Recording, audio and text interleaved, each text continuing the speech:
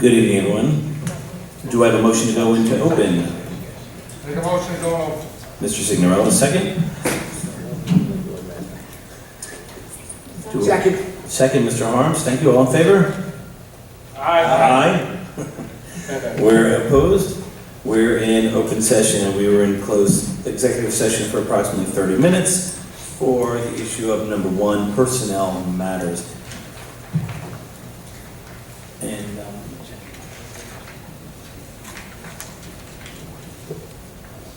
no action was taken. Now we're on to our public participation portion of the evening tonight for agenda items only. Please come forward, state your name and address, and what agenda item you'd like to speak on. You'll have a maximum of 3 minutes for your statement.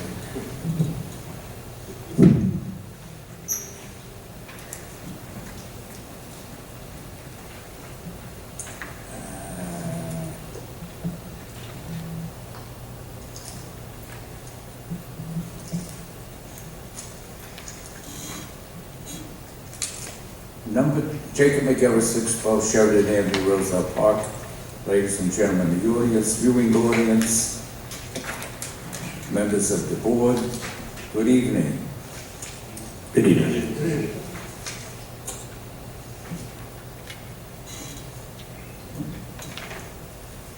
Item number 27, high school field lighting replacement. Was that advertised in the paper since there was a change on it? Was it reflected in the agenda? It was reflective in the agenda, but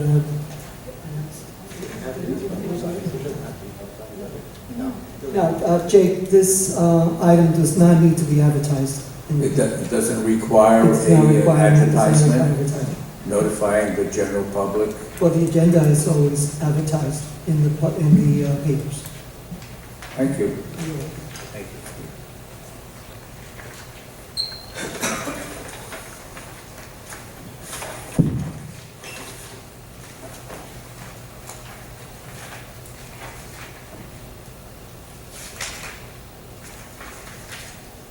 So appears in 150 Berlin Street, I guess regarding items 27, 28, and 29. I reviewed the original resolutions, and it looks like the only revision is that Section 2, last line, this project is designated as a debt service aid and will be seeking state funding. Correct. So what does that mean? It means that these proposals that we submitted to the state, it just, and correct me if I'm wrong, it just opens up the channels that so we can apply for state aid and hopefully get state aid to help offset the cost. So this is not saying that it's going to be using the state aid that was given for this or the next school year. This is basically another opportunity. Another opportunity that the state gives for these type of projects. So before it was listed as other capital and would not be seeking state funding. Right. It was, I guess, for the board told that you could do that, and that's why, decided to do that. Like, why wasn't it done in the first place, I guess is my question. Why was it in the first place? Yes. It was an error, and Okay. part of it, sent to the state caught it, returned it, Gotcha. and said, are you using capital reserves or what have you, and that's not the case. So other than this change, do I have to open the form, or is everything else remaining the same? Everything else is remaining the same. Including the possibility of a special election. Including the possibility of one.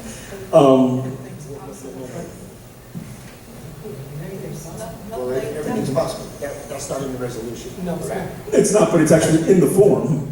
It's actually in the form that you have sent to the state, that's an actual possibility. Possibility. Yes. Right. So if the state comes back and says yes, if the majority of the vote says yes, then we have a special election. It would have to be a majority of the vote. It's based on the board. With a lot more discussion in there. Excellent. Okay, it's going to be a lot more, and let's bring it up now since you brought it up. Thank you. Okay. There'll be a lot of discussion on these particular items. Okay.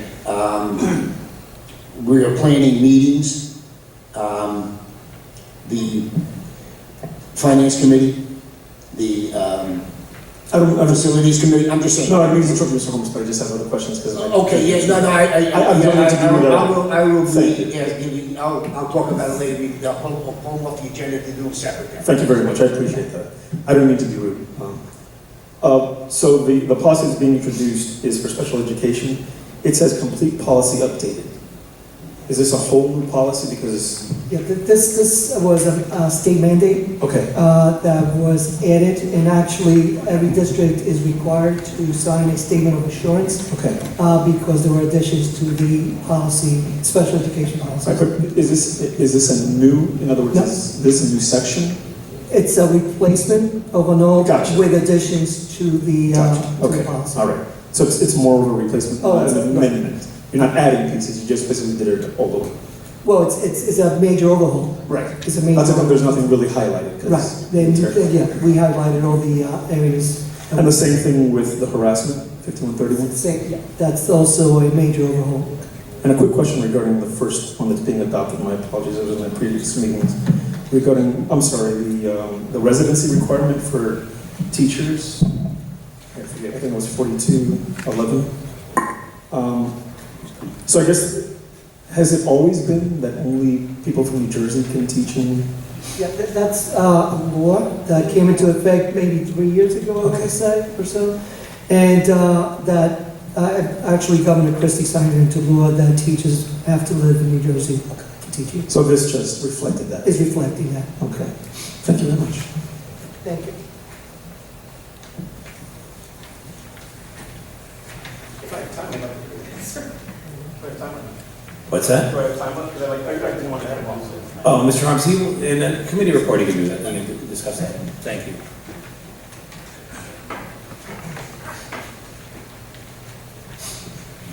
Hi, Matthew Langang, 245 McGee Avenue. Quick question, just for information, on agenda item 26, the 2017-2018 Food Nutrition Program contract. There's a couple of initials in here which aren't defined, FSMC and SFA, so I'm having trouble understanding what this item is about. FSMC stands for Food Service Management Company. Okay. And then the other question, SFA?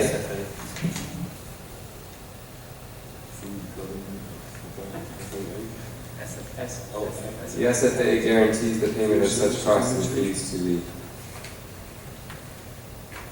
SFMC. I think it's the School Food Association. But I will check that and give you that corrected information if necessary next meeting. Okay, could you just explain what the item is about? Food Service Company enters into a yearly contract with the school district, and it's in conjunction with the federal school lunch program.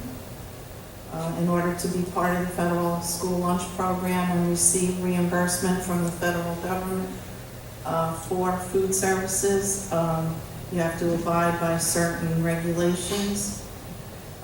It specifies the management fee, and it's always done by reimbursable meals. So that's the cost you see there, the 0.0714 is the price per reimbursable meal. That's a slight increase from last year, an increase of 1/10 of 1 cent per reimbursable meal. Okay, so this is money that the school board pays to the FSMC on behalf of the government? Food service is an enterprise fund, which means that it supports itself. Food Service Company is no cost to the school district.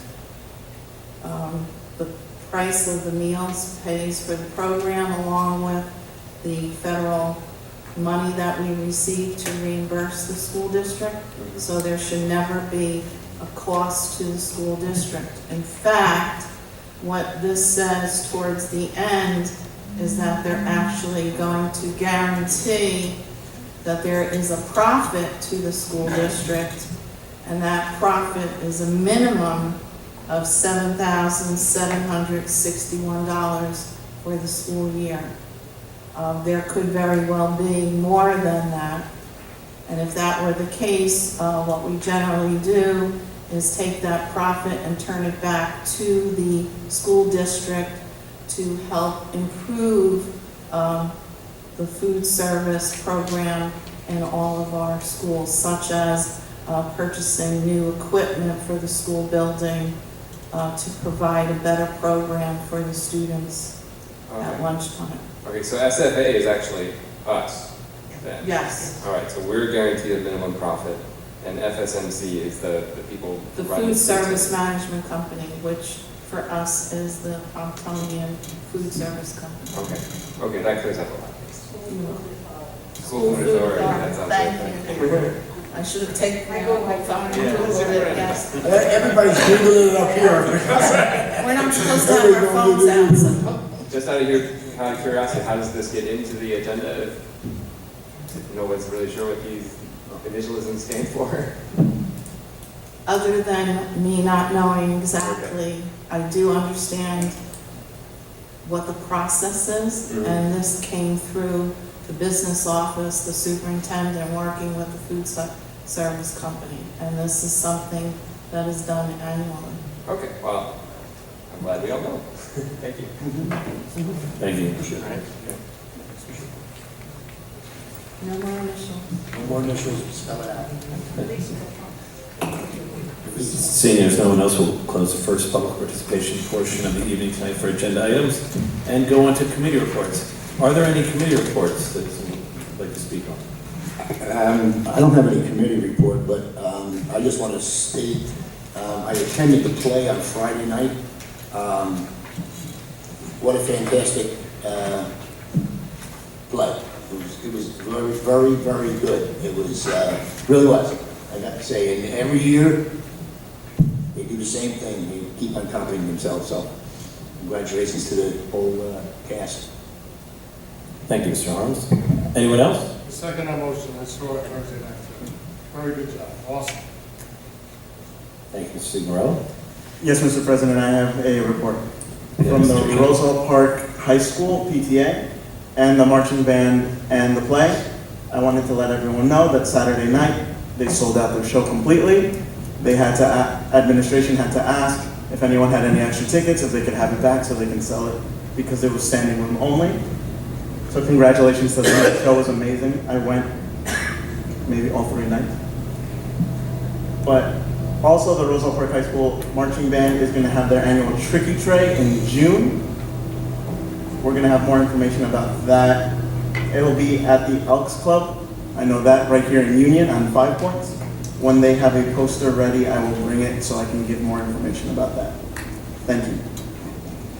Thank you, Mr. Vincino.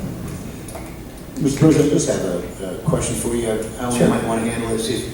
If we're going to talk about the resolutions, do we want to do it at this particular point, or do we want to wait to when we go through the agenda and?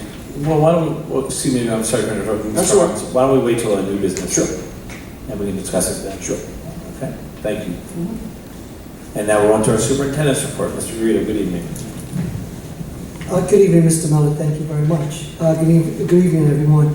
I do have a couple of items that I want to report. Last Thursday, March 30th, I had my second parent meeting with the, actually ECC parent meeting. It went very well. I informed the parents, and actually Mr. Signorello was present, and so was Mr. Harms, and I appreciate the support that they gave at that meeting. Mr. Gersha was also present. At that meeting, we discussed, or I did inform the parents that negotiations between the Board of Ed and the owner of the ECC building, where we are right now, has ended. And I know our facilities committee, especially and board members, went out of their way to find a fair negotiation agreement with the owner. Unfortunately, it did not happen, so right now negotiations are not, are finished and not being, they're not going on. Mr. Holmes, did you want to mention anything?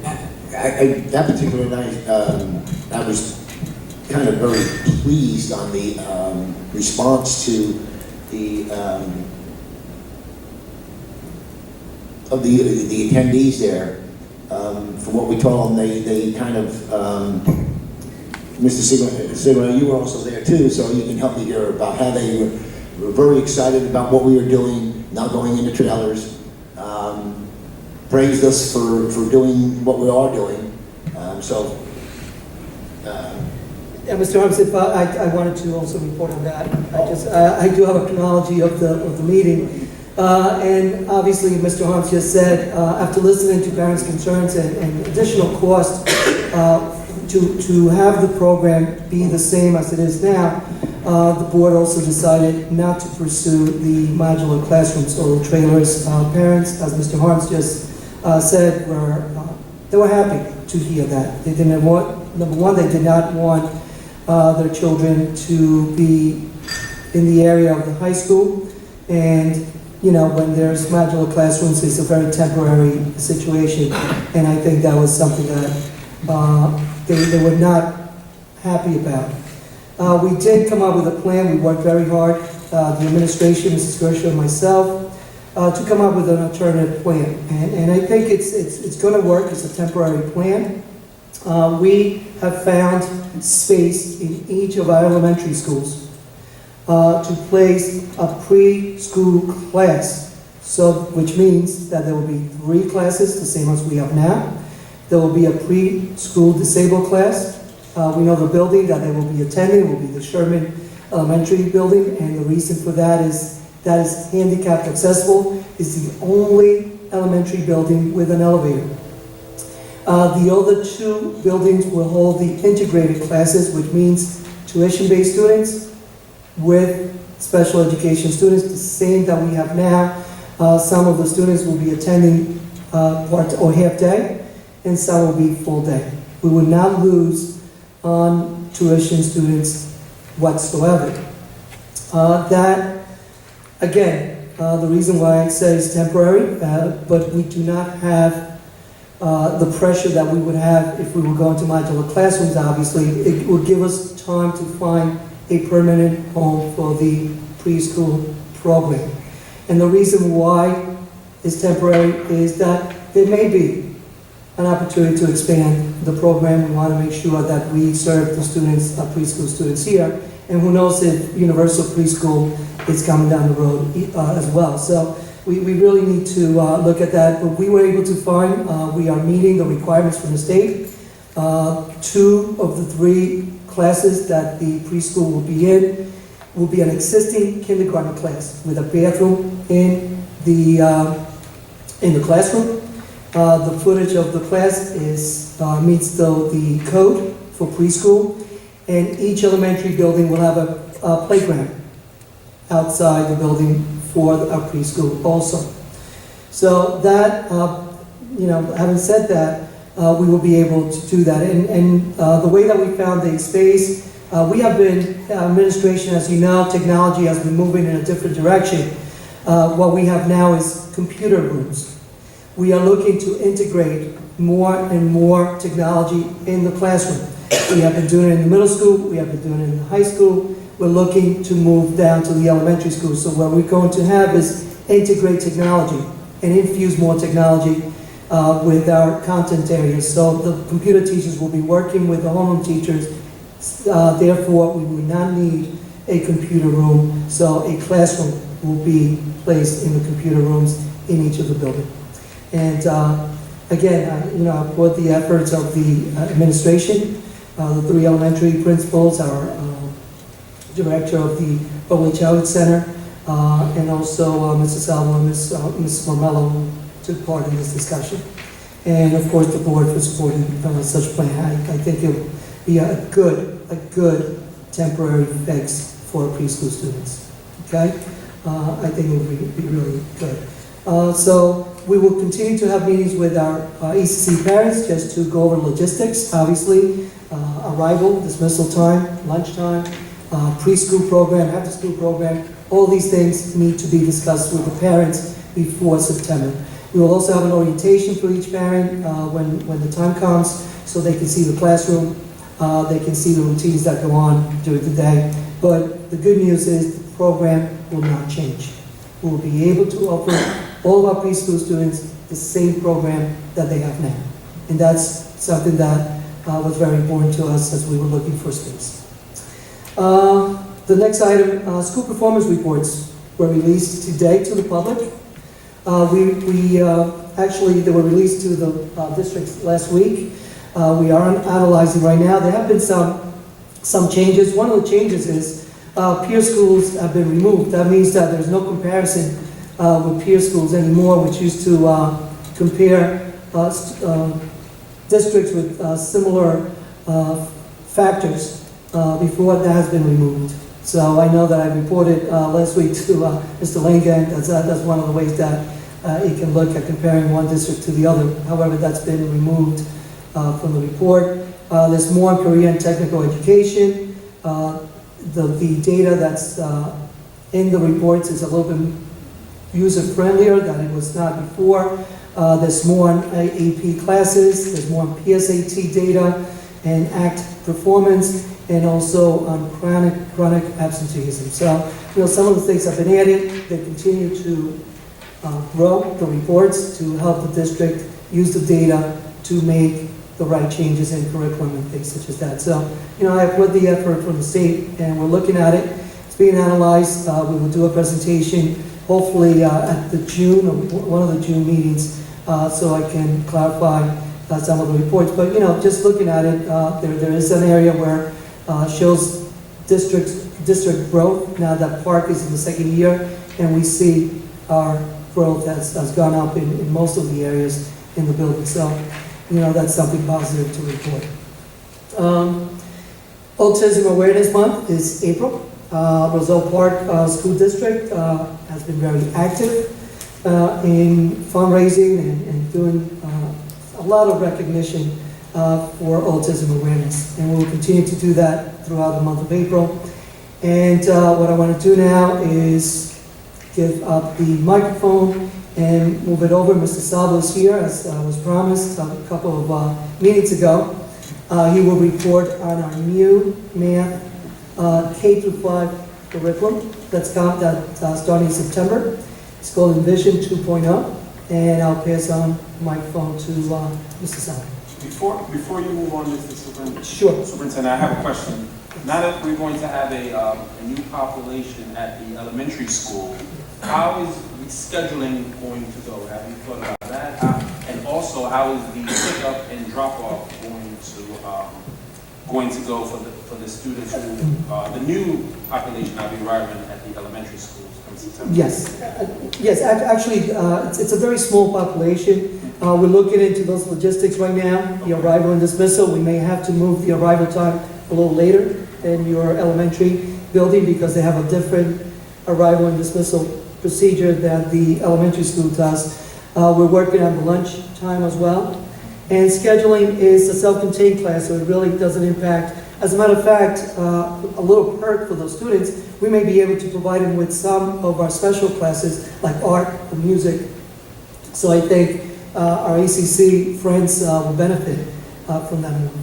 But we're working on that. We'll have a complete plan, hopefully, within the next couple of weeks or so. Okay, thank you. You're welcome. Mr. Salvi?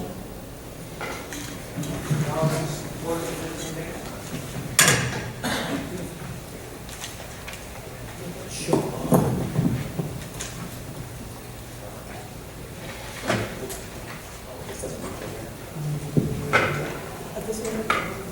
There's a microphone. See on the podium? Podium, and it comes on if you want. Why is it?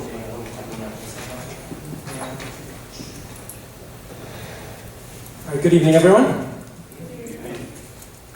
Basically, what I was asked to do is to give you an overview of the math program and some highlights of what we're getting with the adoption of Envision 2.0. There's a lot to it. A lot of it goes a lot deeper than what I'm going to show tonight, but I just wanted to really just give a quick overview, some of the highlights and some of the things that we're looking at as the big selling points for committing to this program, from a teaching and from an educational standpoint, but also to show some of the highlights that you'll see as parents that you'll see in the program.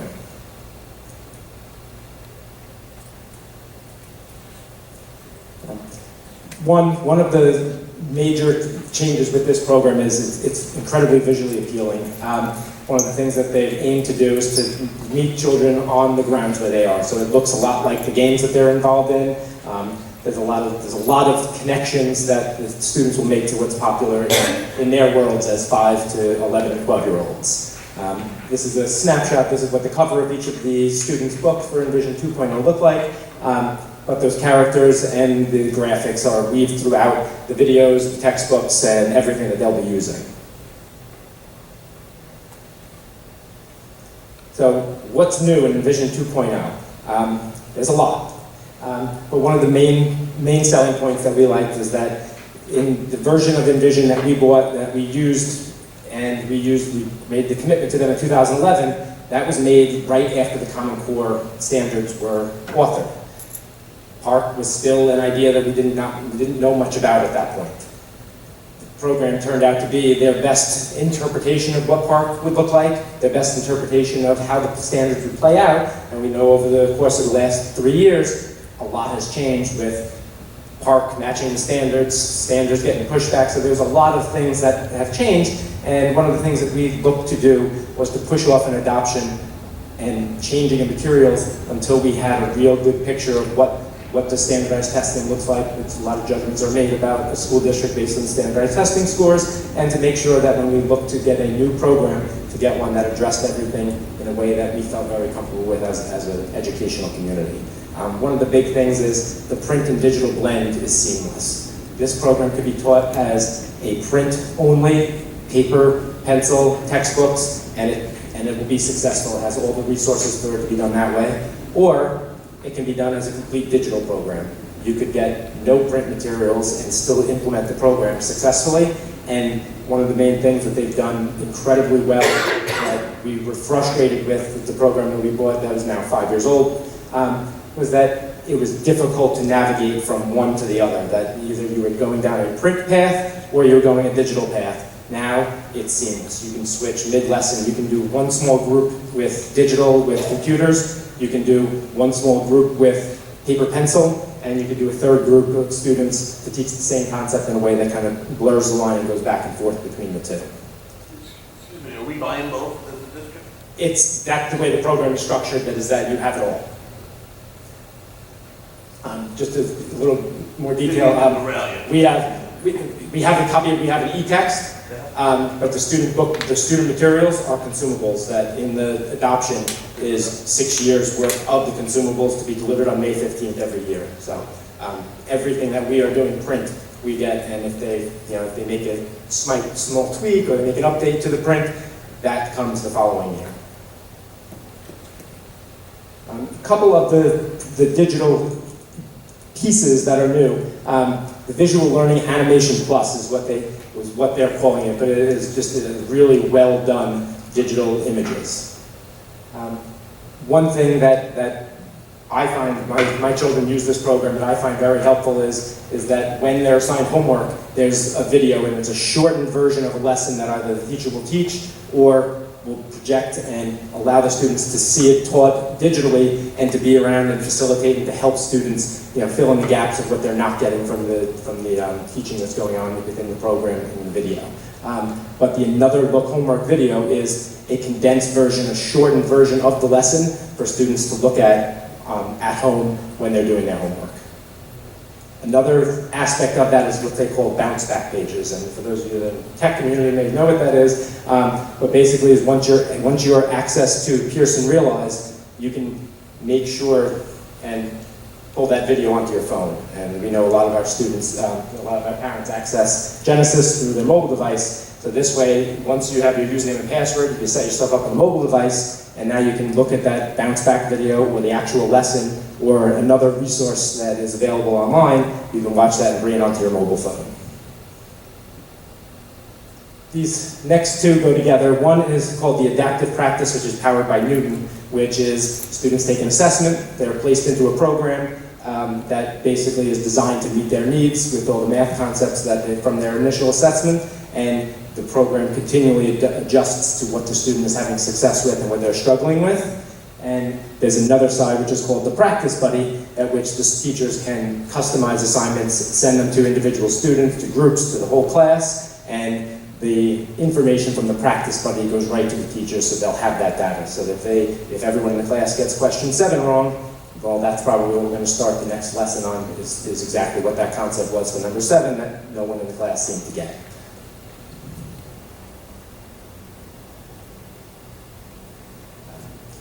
And next slide will show you a little bit more of what this means, but the Pearson realized the online environment, really from a teacher and from an admin standpoint, it's a lot easier to navigate. It's very easy to find all these great resources. It's very easy to go into one resource and not know what the next resource is that you might need, and it's very intuitive. That'll kind of point you in the right direction to find something that's going to meet the need of what you're looking at. If you notice, there's switch the icon from a check to a box. This is more on the educational side. This is more of what we were looking at in adopting the program. That we know now that the PARC test is scored, and it's really broken down into 3 pieces of criteria. The major content, supporting content, and then additional clusters. What we know, every grade level has a certain number of points on that PARC test that come from the major concepts.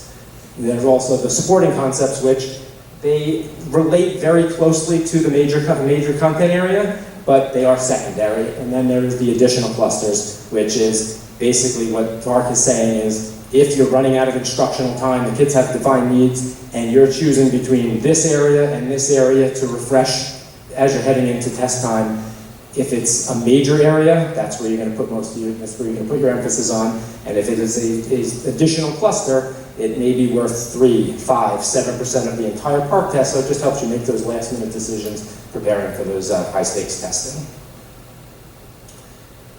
This is a big aspect of the program that initially in the first version that we've used, it was there, and it was there in some lessons, not in others. This program is based on research is every lesson, K through 5, starts with what they call the solve and share. It is step 1 of every single lesson. I'll show you a little bit more about what that means in just a second. They also, with the push to have students working independently and to be able to do things on their own and to show what they know and then react and be prescribed learning, so that if I know that I have 6 children who are having a hard time with this, I'll use the data to find out who those 6 kids are, and I can work with them separately because I've seen that everyone else can do that concept. There's a lot of options for centers so that you have meaningful time with small groups of students, but also students that are working independently on meaningful tasks as well. And one of the main things that we're looking at, really trying to figure out exactly which way we're going to go, what's going to be consistent across the grade level, what's going to be teacher discretion, and the gray areas in between. There are a ton of digital assessment options, and all of them look and feel like PARC for the students. So as they take math assessments online, it's good PARC practice, but those would be the assessments, the way they're doing it in the classroom as well. All right. One thing that I just wanted to make sure the board was well aware of before we have these programs is, obviously we moved away from the Common Core state standards here in New Jersey, and the New Jersey Student Learning Standards for Mathematics were adopted in May of 2016. Across grades K through 5, there were 10 standards that were changed throughout this process. The reason why I'm emphasizing this is the program that we have is a Common Core aligned program. It has Common Core on the cover, it has Common Core written throughout, and one of the main reasons is when you look at what the standard revisions were. I illustrated 2, one at the bottom and one at the top, one in kindergarten. Out of the 10, this is one of those standard revisions. So in the Common Core State Standards, the standard said fluently add and subtract within 5. And in the New Jersey Student Learning Standards, it says demonstrate fluency for addition and subtraction within 5. Not much of a change. And in 5th grade, the major difference is in the Common Core State Standards, they use the term improvised units for if you're measuring with 6 fingers or 6 elbows or 6 of my feet. That's what they called an improvised unit. It is now called a non-standard unit in the New Jersey State Learning Standards. Point being is that there is a version that is similar to the one that we're adopting, which is 2017 Envision 2.0. Doesn't have Common Core on it, but that was made for states that have moved significantly away from the Common Core State Standards. Seeing that 2 out of the 10 standards that we changed in mathematics, and the other 8 that I'm not showing you are very similar in nature of how they were adjusted. To get a program that just didn't have the word Common Core on the print materials and move further away from the standards that we're still working under did not make sense.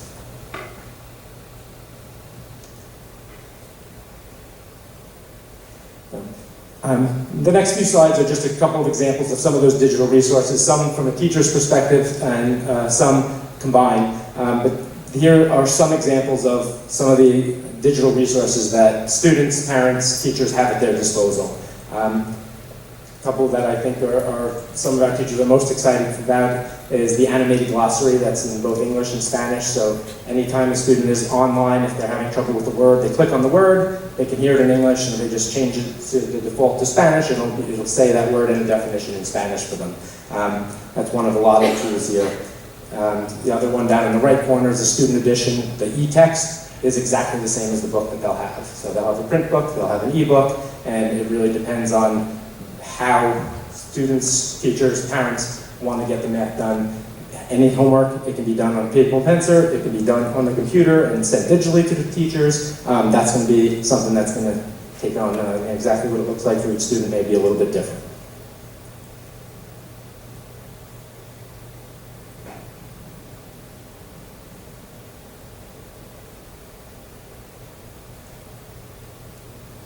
This next one is an example of another look, the homework videos I spoke about earlier. On the left is the homework page that is in the student's print materials, and on the right is the video that corresponds to that.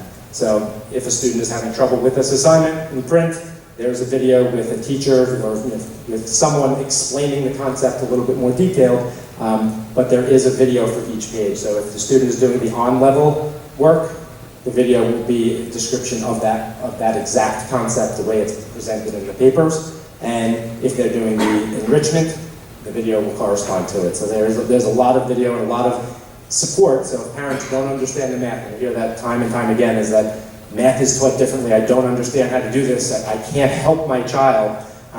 This video will be educational for parents and for students alike, because the expectations are drastically different. And we have a lot more research. We know that certain things work and certain things don't.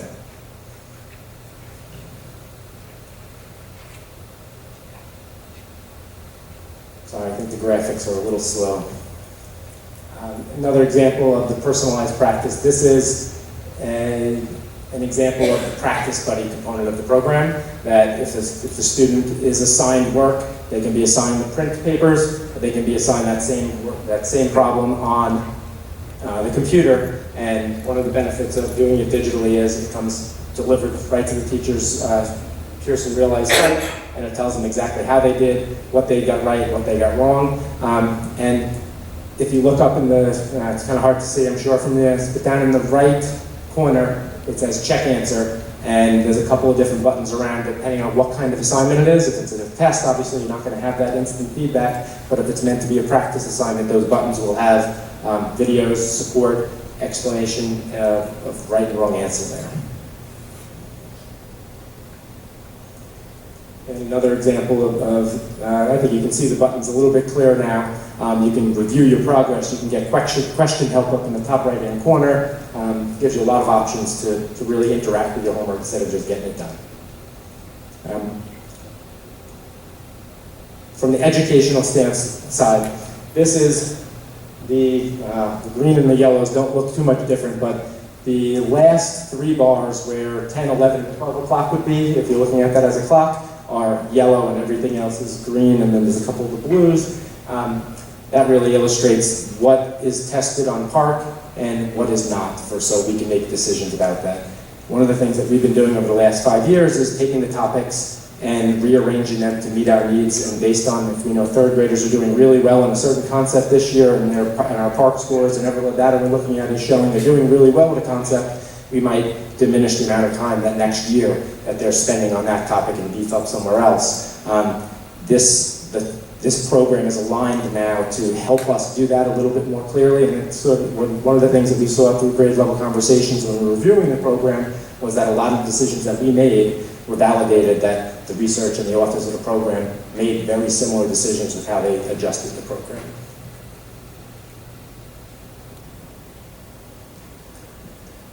Very quickly, just talking about the instructional design.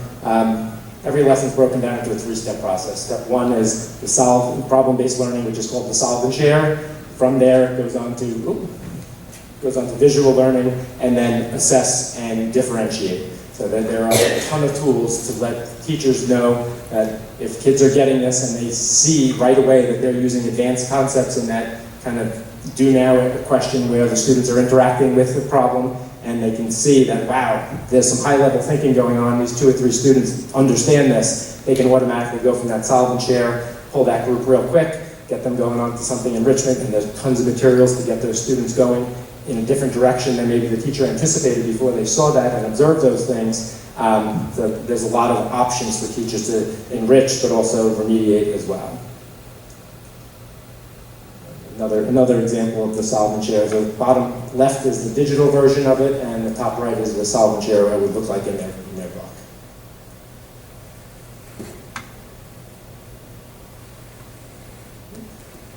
Here is just some of the examples of about the center kits that we purchased K through 5. These are some of the different avenues that the teacher can go down in terms of servicing different students' needs. One area that with the next generation science standards coming into play next year, the Envision STEM activities were something that we looked closely at and found a lot of good ways to integrate math and science, as well as the additional practice and problem solving is something that we are always looking to integrate a little bit more than what the resources lay out for you. These resources are actually incredibly helpful for what it is we're trying to accomplish. And last but not least, when I was mentioning the differentiated assessments, these are all the different ways. We're not planning to use them all. Across K-5, I think we would, but there's just different ways that you can structure your tests to look and feel just like Park. Excuse me. You can customize the assessments to target an area that maybe you thought the students weren't doing too well on. You can do a pre-assessment so you can say, you know what, heading into this topic, I think that there's some students that really get this and I'm going to be able to really enrich them. You can assign those students a pre-test and find that information out.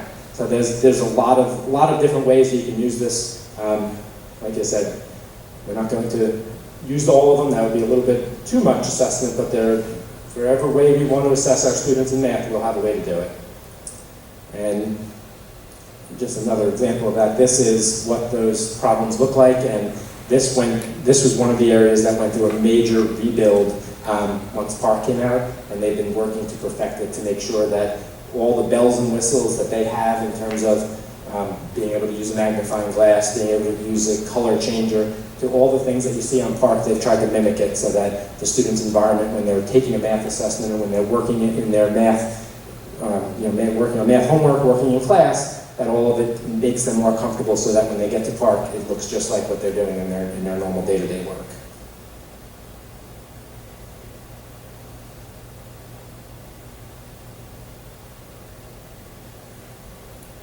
And this is an example of what the data looks like and how it will be presented to teachers. So this same screenshot will be for a pre-test, a topic test, a 2-minute quiz at the beginning of class, the end of class, but they'll all be delivered directly to the teacher's Pearson Realize account, showing them percentages, breakdown, who's doing well, who needs remediation, and A couple of the screens will actually point you in your direction and say, if I were teaching, these students would be a group, these students would be a group, and it really helps you prescribe to differentiate to meet everyone's needs.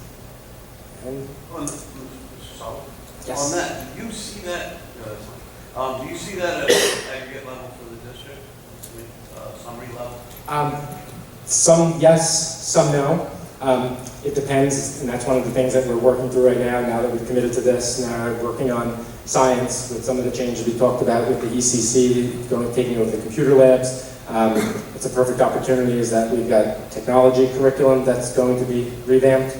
We've got science curriculum that's going to go through a revamp with the new standards coming into play, and we have a new math program.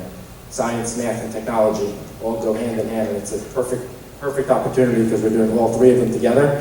That we're going to make some decisions about what kind of data, what assessments are we going to see across the board in every classroom, and which ones are going to be left for the teachers to decide.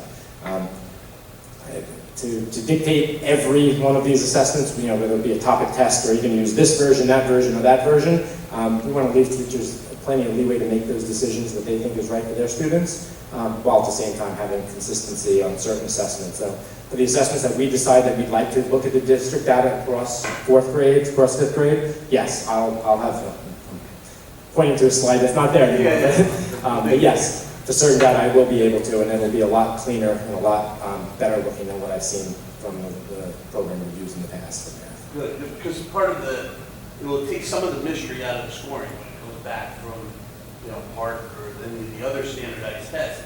I would think from an administrative office, we'll be able to know where we should score, or what percentile, or where we may have gaps. Yes, and I think one of the things, and I kind of glossed over that the Powered by Newton part of the prescriptive online program that's embedded into this program is something that we've paid for as a subscription various times over the years to varying degrees of success. Now, with this data, we know the program, we've used an earlier version. One of the main things I heard from teachers over and over again was, we knew this program, the minute the PARC test came out, we knew there were certain things in our math curriculum that weren't working, and we addressed it. We addressed it with buying different resources, different manipulatives, differing in consultants. We've done a lot of different things, and looking at this program and saying, oh, they didn't do this well in the past, I can't wait to see what it looks like in 2.0. And some of the things were, wow, this is great, this is exactly what we were doing, or this is what we did here, and we didn't do it that way, and now we have different options. We have the old way, we have the way it was done here, the way it was done here, and the way the program lays it out for us. So there's a lot of good things embedded in here that I don't think we would have been able to capitalize on with a different program that doesn't look somewhat familiar. One of the things that I haven't said as loudly to teachers as I will now, and I've said it in drips and drabs to them, but one of the things they said is, make sure you look at it thoroughly because there's so many changes and so many improvements to the program that it's going to look and feel comfortable until you really get down to the nitty-gritty. You can notice that they're asking for a lot more of the students and a lot more prescriptive teaching from the teachers, which is what we're looking for. It's good eye-openers on both ends. From what you know about Envision 2.0, does it have a lot of open-ended questions? Because even on the part you'll see there's open-ended questions, and they will have part A you have to answer, then part B, and some I've seen that have gone to part C and D. So are those type of questions here in this program? Yes. Yep. And one of the reasons one of the slides I picked had 6 choices, and it was pick the 2 or 3 best answers, which that's a question that PARC has kind of thrown kids for a loop because it's just you're not used to that. You're used to picking one. Right. And also some of the customizable features of the assessments is that if there's 3 questions in a row that are multiple choice, and I want 2 out of those 3 to be open-ended, I don't want the choices there, you can change that. So there's a lot of good features that we're going to take advantage of. One more question. So what is the shelf life? So, PARC is continuing to evolve, right? I don't recall specifically what our contract is or our commitment is, right, as it relates to this curriculum. So can you talk to us for a couple of minutes about that? This is a 6-year commitment we have with this program. With 2.0. With 2.0. So in year 5, are we going to be doing more supplementing than we are in year 1? Without a doubt. I think the rule that I've been talking to teachers about is, year 1 you're getting to know a program, and when in doubt, go to your good teaching strategies if you're not sure, and then look further and see, is this the right way to do it? Year 2, you're kind of putting your own spin on it because you know the program, and now you know where they're saying to stay right, but no, I know what's best. I can cut out 10 minutes here and do it, do this more quickly and efficiently. What we've been telling teachers that, for instance, with our reading program and school-wide resources, we've told them now, this is year 3, you should be outgrowing those binders. Like, those binders shouldn't be a lifeline for you. They should be a resource that on a day that you struggle, kids don't get the way you're doing, you've got 3 lessons to go back for and figure out what your lesson is for the next day based on that outline. But if we're not outgrowing a lot of these resources in 3-4 years, then we're not keeping current. With any program, big math is a little bit more cut and dry in terms of the concepts than literacy, but at the same point, it's if you're still reliant on the book in year 5, that's not a good sign. So you said the homework can be done either online or on physical paper. Yes. Is that choice of the teacher, or are we looking at standardization across, and we're going to have homework delivered one way? That's a good question. I think that by saying it has to be done digitally, you might find some students that can't. I think my child is using this program now and does the majority of his paper pencil because he has the ability to jot it down. Some of it he does do digitally, and it's a blend. And then, one year it was, one teacher wanted most of it done paper pencil so they could look at it and mark it up and just give me your answers. And then in class it was, I have the data, but I want you to have your work with you. So it's a blend. I think it's going to evolve. So if it's done digitally, does the teacher, is there like automated grading? Yes, that's the big, if everyone was to take a quiz and just say, hey, just do this quiz as an assignment tonight for homework, as they're submitted, the data is available, and everything is item analysis, class analysis, I saw one feature where you can take an assignment and compare that to a benchmark assessment that may have had some of that skills on it. So you'll see that students scored 70% as a whole, but this assignment 2 weeks later, the average was 95. So, and then you can go back into that benchmark assessment, pull those questions that they struggled with, and give that as a homework assignment. So, yes, we already have it to some degree. This is going to make it a lot easier, I think, on our teachers. I think that's really one of the keys we're looking to do. Is we're asking a lot, especially elementary teachers who are, they're not math specialists, they're not science specialists, they're general education specialists. They do it all.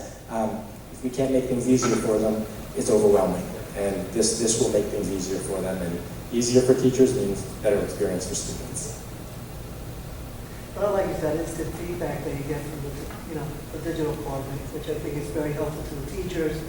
They can do whatever reinforcement right away. So this is a great program. Especially, it's a great fit for us. I think we're 1-to-2 ratio now in the elementary level, which it fits perfectly for blending. That there can be a group with the laptop and a group that can be printed. And I think it's a perfect blend for elementary. One of the things that throughout all the work with the sales rep and the math consultants that that come with the program to sell it to you and then to help train the teachers on it, there's one consultant that was very comfortably talking to all the teachers about taking your literacy strategies that we've been doing with mini lessons. Teach small, create plenty of time so that you can work with students individually. And as soon as the consultants started to see that the teachers were receptive to that, because they've been hearing it for 3, 4, 5 years now, that teach small and get to small groups. Teach small, get to small groups, and deal with students individually. Immediately she said, oh, hold on, I've got some more of a bag, and was pulling out all sorts of training resources that looked exactly what we've been doing with language arts for reading and writing in the last couple of years. So our training is going to look and feel very similar to what it has been for literacy, but focused on math concepts. So we're excited about this program and excited in ways to tie this to our science curriculum, to our technology curriculum, and to have a more cohesive, integrated school day for our students. So the training component or is it like a trainer? Do we have? A little bit of both. We get this structured. They give you a certain amount of days with an adoption. Once we exhaust those, we'll look elsewhere because big companies have big price tags for their training, and quite honestly, it's not as effective to have the person that sold you the program tell you the best way to use it. It's nice to have someone come in who's a math expert and has seen 8, 10 different programs and is telling you, well, this is a strategy for this concept that, now I don't care about Envision, this strategy works. It's worked with this program, this program, this program. It doesn't matter our programs, it works with kids, it works with learners. And ultimately though, I'd like to have our staff training each other because we have a lot of expertise in the district. It's just a matter of finagling the culture so people are comfortable to come out and to be in that expert role. So I have a question and a comment. My question is, one of the things I really liked about Common Core standards is not just the standards for content, which I agree are really good, but the standards for mathematical practice, like persevering on problem solving, modeling, using tools correctly, abstraction, writing mathematical arguments and critiquing other mathematical arguments. How are these addressed in these texts? They have a whole video series of the videos for mathematical practices that it is specific, exactly that language. I believe that they start the videos by narrating what the mathematical practice is, and it's a video series that's geared towards those practices, not content-driven, but the practices. Okay, but those are the skills that I think our students need to succeed in, go from arithmetic to algebra, go from algebra to calculus, and calculus to beyond. It's the standards of practice which are really going to give them the mathematical literacy that we want. And another product that we're tying to this as part of the adoption is it's called Math in Practice. It's a grade by grade series from Heinemann that really is it's program agnostic. It doesn't align to any single program, but if students are having trouble with a particular concept, it gives you visuals, strategies, and kind of walks you through, hey, this is how I taught it, this is what the kids say, this is what my reaction was, and it's a professional development series that is grouped by the mathematical practices, so that if we're seeing that students give up very easily, there's a whole chapter with different strategies and for each grade level that really say, hey, if this is where the kids are, if it's not a math issue, here's the practice that they're struggling with. These are some ways to build that stamina, to get them to go back and try again. So there's a couple of different things that we've done a little bit differently with this adoption that I think will pay great dividends. That sounds good. So, but my comment is that I heard you say a lot of times, I don't want to put words in your mouth, but it sounds like you're saying that this is better because it's more aligned to PARC. And my problem with that is that PARC is not the standards. Right? The standards are the standards, and PARC is the assessment. The economists have a phrase called Campbell's Law. When the measure becomes a target, it ceases to be a measure. Right? If our goal is to increase PARC scores, PARC was designed to measure the math content.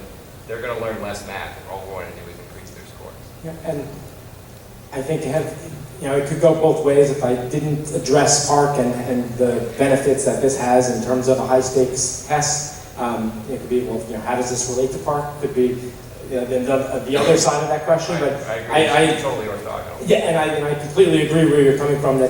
I was highlighting a lot of the ways that this program is delivered in a way that look just like PARC, and how the alignment is.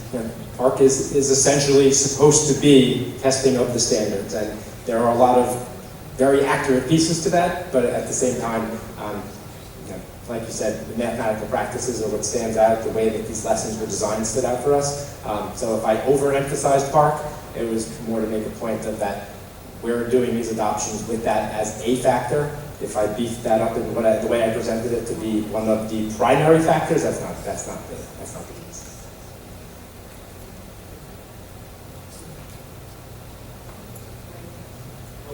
Thank you very much. Thank you. Thank you for your time.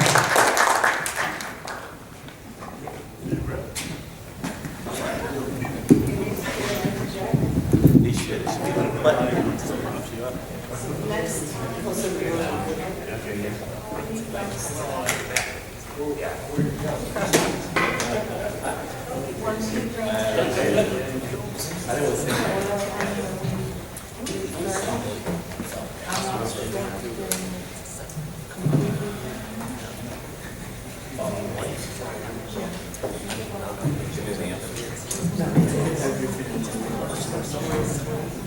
Thank you, Mr. Salvo, for your in-depth report and the introduction to our new math program.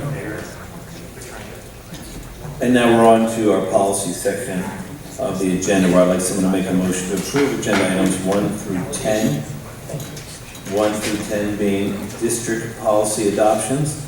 1 being district policy adoption for 4211. 2 being district policy adoption for 5111. 3 is adopting 5113, 4 is adopting 5114, 5 is adopting 5131, 6 is first reading 5131.1, and 7 is first reading for 5131.5. District policy reading for number 8 is the first reading 5131 and 7/10. And to be exact for our math teachers out there. And 9 is district policy for first reading 6142 and 4/10, and 10 being district policy first reading for 6171 and 4/10. Are there any questions or comments?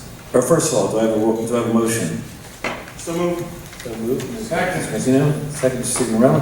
Are there any questions or comments? I thank the policy committee for getting so many on for this agenda and keeping moving on updating our policy. Madam Secretary, roll call, please. Vice President Harms, Yes? Mr. Bowman, Yes. Mr. Cancino, Yes. Mr. Gerton, Yes. Ms. Powers. Yes. Mr. Sekou, Yes. Mr. Signorella, Yes. Mr. Vita, President Miller. Yes. On roll call, motion carries. Thank you, Madam Secretary. And now we're on to personnel. I'd like someone to make a motion to approve agenda items 11 through 18. 11 being district substitutes, 12 being staff resignations, 13 being staff appointments, 14 being change of assignment, 15 being high school extracurricular advisors for the year 2016-2017, 16 being professional development, 17 being maternity leave of absence request, and 18 being after-school instruction. Do I have a motion? I'll make the motion. Mr. Signorella, second. I'll make it. And Mr. Gerton, are there any questions or comments? I would like to make a comment. Sure. I'm sorry to see what could happen to Mrs. Feshek to leave the district. I'm also happy to see a local young man get promoted and take over that position. Thank you to the personnel committee. Thank you, Mr. Signorella. Any other questions or comments? Okay, roll call, please, Madam Secretary. Vice President Harms, Yes? Mr. Bowman, Yes. Mr. Cancino, Yes. Mr. Gerton, Yes. Ms. Powers. Yes. Mr. Sekou, Yes. Mr. Signorella, Yes. Mr. Vita, President Miller. Yes. On roll call, motion carries. Thank you, Madam Secretary. And now we're on to education, where I'd like someone to make a motion to approve agenda items 19 through 20. 19 being educational trip requests, and 20 being education programs. Do I have a motion? Make a motion. Mr. Signorella, second? Second. Second, Mr. Harms. Are there any questions or comments? Mr. President, number 19D, Hyatt Hills Golf Course, it says students will receive CEI recreational goals. Is that career-based instruction? That's community-based instruction. Community-based. Yes. Anyone else? All in favor? Aye. Opposed? Those items are passed. And now we're on to business, where I'd like someone to make a motion to approve agenda items 21 through 29. 21, I'm sorry? 29 to 30. I'm sorry, yes, I'm sorry, 21 through 30, pardon me.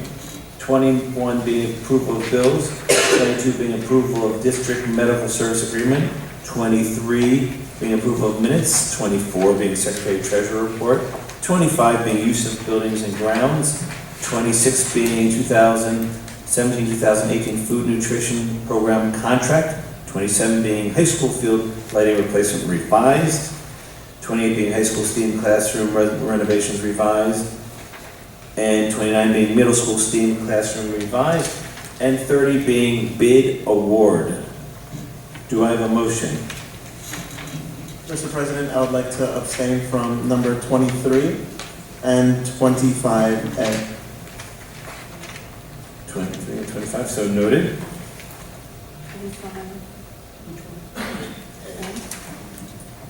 Do I have a motion? Make a motion. Mr. Signorella, second? Second. Second, Mr. Consino, are there any questions or comments? I have a question.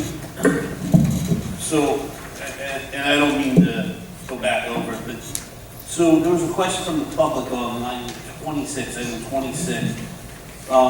So this is, Gershio, if you could refresh my memory here. We have a similar type of awarding of a contract annually, right? Correct. And this is in line with, I believe, what we've done in the past. And I remember asking in previous years about the administrative management fee. I guess I'm confused by that last line where the Food Service Management Corporation guarantees the SFA a minimum profit of $77.61 for next school year.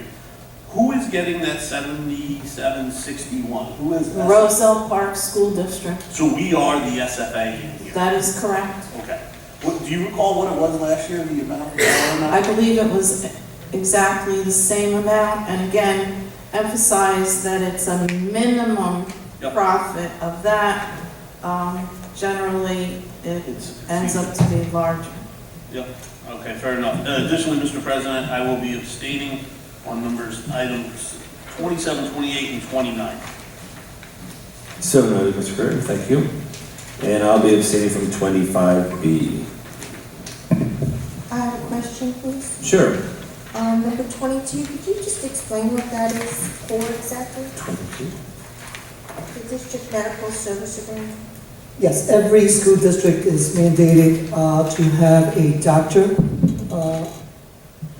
in case of any type of, for guidance, any questions or anything.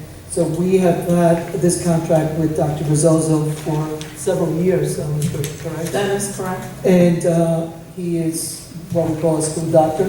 Any type of nurses have any questions, any concerns, he's there to give us his professional, obviously, opinion on things. Okay, thank you. Mr. President, I have one more question. Sure. The bid award, I know it's been reviewed by our attorneys and the administration here at the table. I guess maybe I just don't understand the item as it's written here. Item 30. Yes.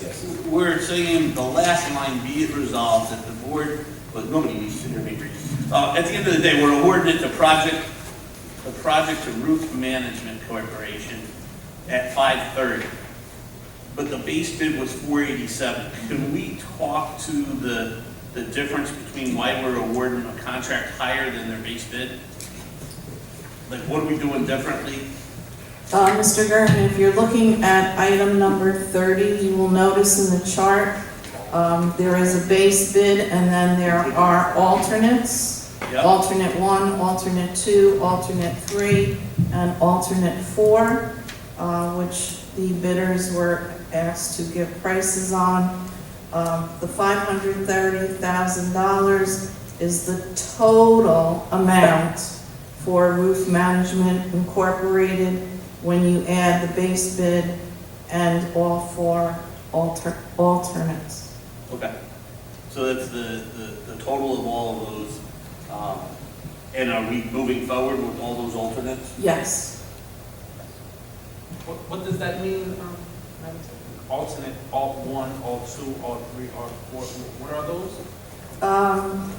They are, when the bid was first put together, again, you have no idea what the actual dollar amounts will come in. So there's basic work that absolutely needs to be done. And then there were certain items that if we had to not cover all of the little extras, because it exceeded the amount of money we had available to us, I guess we could live without those, but we would prefer to do all of them because it would end up being a much better job. I do have a description of what those alternates involve, and if you're interested, I could share those with you.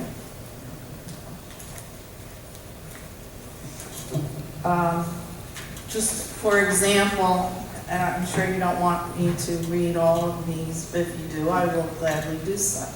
Alternate number 1, there are 5 sections of the perimeter wall at roof number 1, the front roof, that are approximately 7 feet tall and have a plaster finish on the roof side. The rest of the perimeter is very low. At the high sections, the base bid was to run the roof up to the bottom of the plaster and leave the plaster in place. This alternate was to remove all of that plaster and run the roofing up the face to the top and then wrap the top capstone with new metal coping. So it involves some additional work that would give us additional protection on the roof against any future, encroachment and, God forbid, leaks. So the alternates give us additional protection. Would you like me to read all 4 of them? No. For your understanding? I would, but I don't know. Okay. Could you please read alternate number 3? Alternate number 3, at the area where roof number 1 meets the new classroom wing, that's the new addition, on the side facing the elementary school, there is a very wide parapet wall coping, approximately 2 to 6 feet wide. The base bid calls for this coping to remain in place and apply a liquid roof membrane over the top of it. The alternate calls for the existing coping and expansion joint to actually be removed, the new roofing run up and over it, and a new coping and expansion joint to be installed in its place. This will give you a better and longer lasting seal at this joint. So, just really quick, so, for example, alternate 1, the bids, from $20,000 to $75,000. All these proposals, apples to apples, they're all the same type of work for the different prices? Yes, when the bid packet is originally put together, there are specifications in it provided by the architects, so the companies that, propose their bids, they're bidding on those directions, those specifications. What they choose to charge you for that obviously varies, and you can see that right in the original base bid. And then they have different philosophies. Let me give a lower base bid, but maybe charge a little bit higher on some of the alternates. And if the school district decides not to go with all the alternates, maybe I'll at least win on the base bid. So the bid's always the lowest bidder? Yes, required by law, yes, as long as they're qualified. And it has been reviewed by our attorney and has been determined as such. And you have to take the same bidder all the way through all alternates? The way I'm reading this alternate 2. Yes, RPSD yes, do it for free. yes, yes. Yeah, just putting it out there. Actually, ARCO did not read directions correctly, and that means that they did not see addendum number 2 and did not follow directions and give prices for alternate 2, 3, and 4. Not that they were giving them for $0.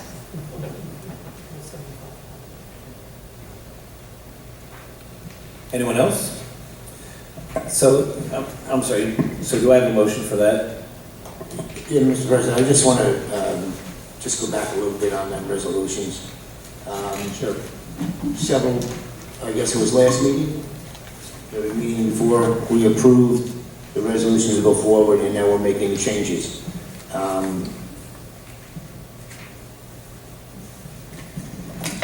This is, and I wanted to say it again, this is nothing saying that we're going forward with this. This is only for the DOE to give the approval in case this board decides to go further with it. Is that correct? Correct. And the reason why we're doing this is because the DOE has this lengthy time to give the okay to do something, to do this project? Is that why we're doing it? Yes.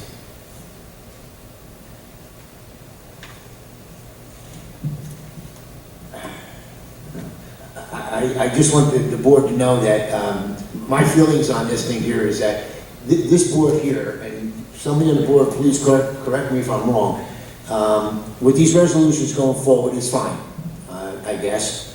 But we don't know the true price on any of these particular projects. That I don't know that the board has ever sat down and as a full board or in committee gone over this full projects, the STEM classrooms in both middle school and high school, and the lighting. We are all for several months going over what we were going to do with the ECC, what we're going to do with the children over there. So we have to have meetings on this, because at some point we have to make a decision whether we're going to continue to go forward, because my thought is that if we continue to go forward and we don't actually go with this, we're spending a lot of money for an architect to do something that we might not even do. So I've asked the superintendent to set up meetings for the facilities to meet, and then finance meet, and then curriculum meet, so we can get a census of what the board wants to do on any one of these problems, resolutions. Again, I don't know. And your concerns are valid, Mr. Harms, and I thank you for telling us your opinion, which we always value. And this, again, these revisions are just an adjustment based on, hopefully we'll get some debt service aid for these projects if we go forward, and if is the, that's the important word, because yes, this conversation is continuing, and it will be continuing in the committee meetings, and it'll also be continuing in public as well. We have, because this isn't recreating a wheel, we're going to be studying other things as well, and we'll be keeping the public informed as well as to our intentions.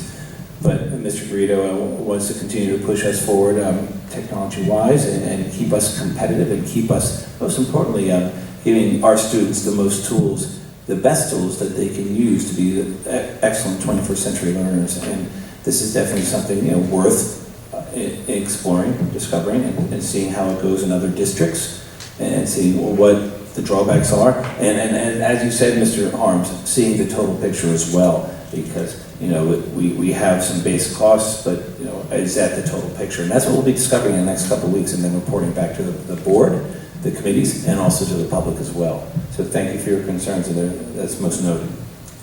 Mr. President, I just want to reaffirm, I want to make sure that it was heard that I'm abstaining from 27, 28, and 29. Yes.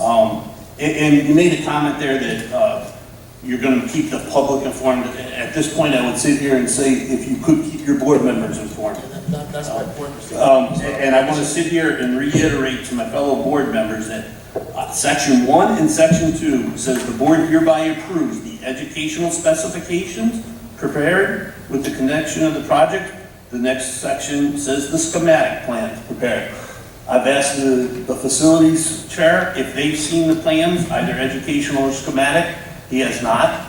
I, as a board member, have not. If it's shared in committee, that's great. The 3 committees that were mentioned, I don't sit on those committees, so I don't know how, as a board member, I would see what our plan is. So I just want to be careful as we say we're going to keep the public informed. I think there's a responsibility to keep the board informed, especially when the ask here is to approve a resolution to go forward on these 3 projects. So. And I believe the plans are available in the office, correct, Ms. Guido? And Mr. Gardner, I had a lengthy conversation with the facilities chair, Mr. Arnold, this morning, and that is the plan to meet in committees. She had the plans with you. We do have them in the office. We have an ad hoc committee meeting as well, scheduled for 2 weeks, 2 weeks from now. And our plan is to explore, as Mr. Miller said, and continue just to have a discussion to see if we want to move forward with the STEAM labs, with the lights, the field lights, and have an open discussion in public as well once the committees have been informed. So it's going to all committees? Well, we'll try to meet with all committees. Definitely the finance, facilities, it's something in curriculum because of the STEAM labs.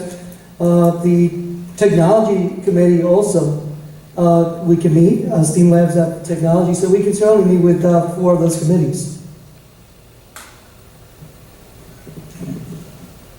Mr. Mike, to help you out with that, my first thought was to have the facilities meet on these 2. Now, we don't have a whole lot of time, meaning since we're going to meet with the ad hoc committee on the 18th, and I was hoping to have something at least with 2 committees to get the feel of the board.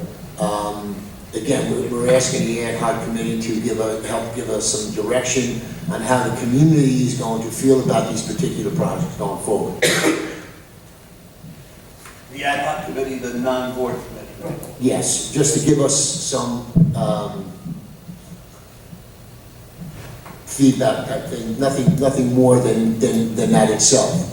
The board has to make a decision, and I'm 100% with you that the board as a whole does not know what's going, what the cost is on any of these projects here. So, and I guess, Mr. Thompson, I'm not here to debate it, I'm not trying to make issue with it. I guess my concern is we're going to share it with the ad hoc committee, which is not that. No.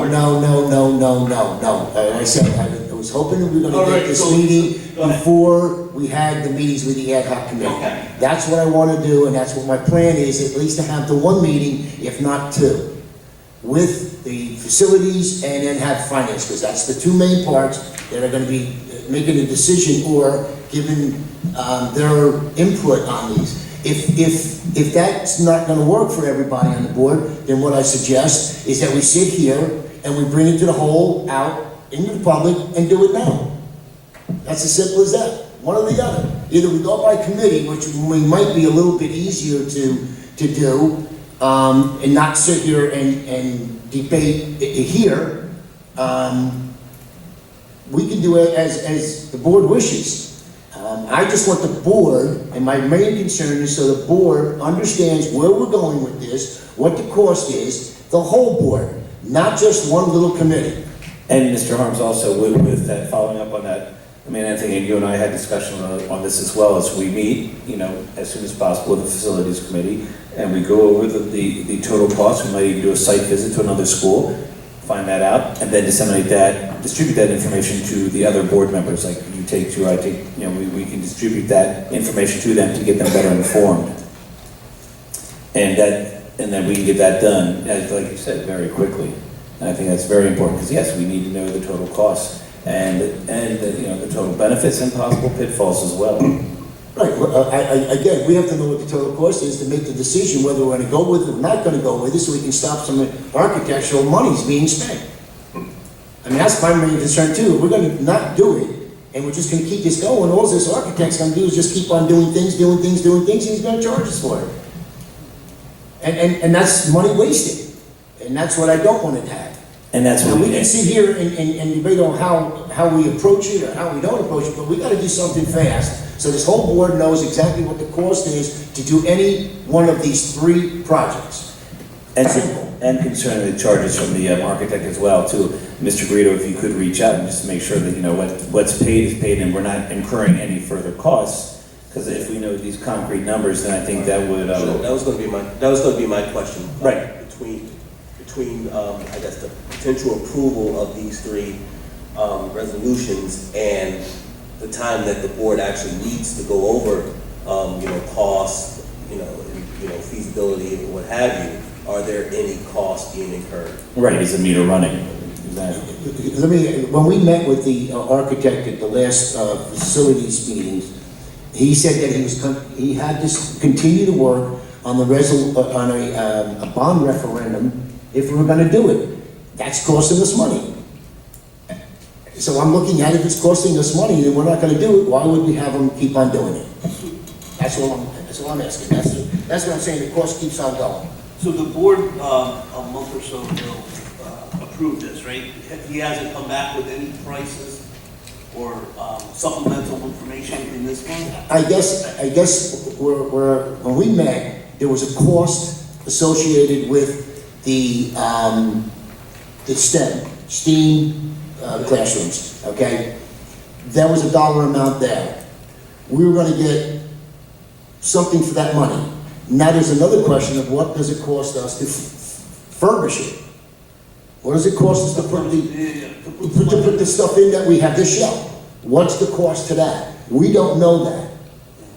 So I know one price, I don't know another price, and we're gonna just keep on going with this thing here, not knowing the second price. So you really can't meet in the committees until the dollar. Well, I've asked the superintendent to try to get these numbers,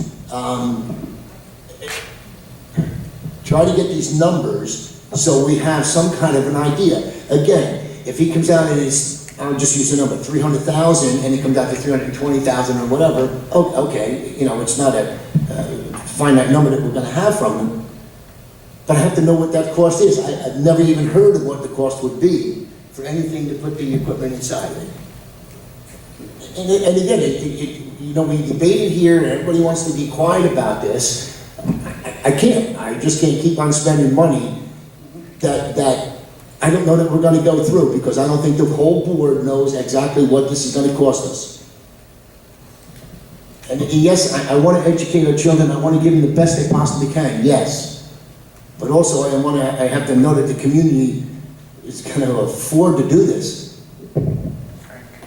Mr. Holmes, I will send the cost of the STEAM labs to you tomorrow. We've had it from, and I share them with the facilities committee about 3 weeks ago or a month ago. They are exactly what you said. They're $300,000 for each classroom. I will definitely research to find out the furniture and the equipment that is necessary, and I will research that as well before I meet with the facilities committee next time. And again, what we talked about today also is that we talked in the last facilities committee is that maybe there might be something we can do if the shell is going to be something that we have to do. Maybe we could get some local contractors to come in and do what had to be done. I don't know that we need, we're not even looking into that. And we just want to go with somebody's going to throw this out. And I'm concerned about the dollar amount that we're going to be putting into something. So going forward, we might be able to do something easier or and still get the same product out of it. And then that's why the conversation is continuing. But I think if we got, there are a couple things. And Mr. Guido, if we could get look at the architect fee schedule and see if that meter is still running and see what the short-term, long-term cost is from that. And also looking at the overall cost, the constructions, which you've laid out to us, but also, most importantly, the equipment as well, and that we'll need. And I think once we get those numbers, then we will be in a better place to go forward and inform the board and also make the decisions. And it's not about us keeping quiet, it's about us keeping, the conversation going and finding these numbers. And don't forget that there will be a bidding process as well. So any contractor, Mr. Harms, can certainly bid for it. These STEAM labs are specialized classrooms, and I think that's why the architect is so important to make sure that we have the correct retrofitted rooms for these type of equipment that go in it.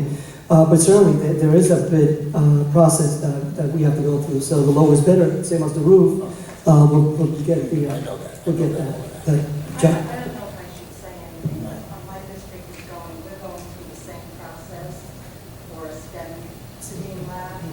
So if you want, I can share what process we're doing at the end of the meeting if you're interested. We also went for a $10 million bond for our athletic fields.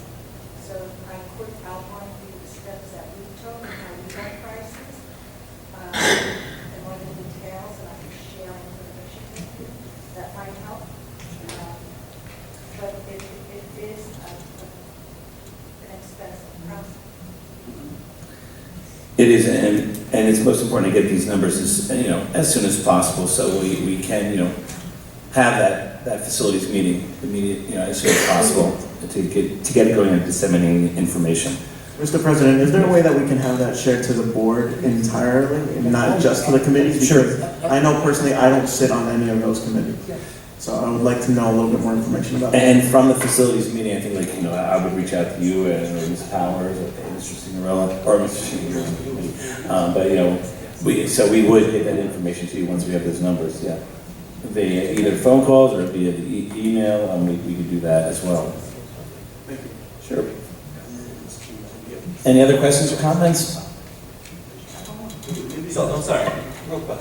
So we already voted on this last board meeting, right? But these are the revised, right? So my recollection of when we voted on these initially, that we had to stop the clock and submit these resolutions, I guess, to get approval to move forward.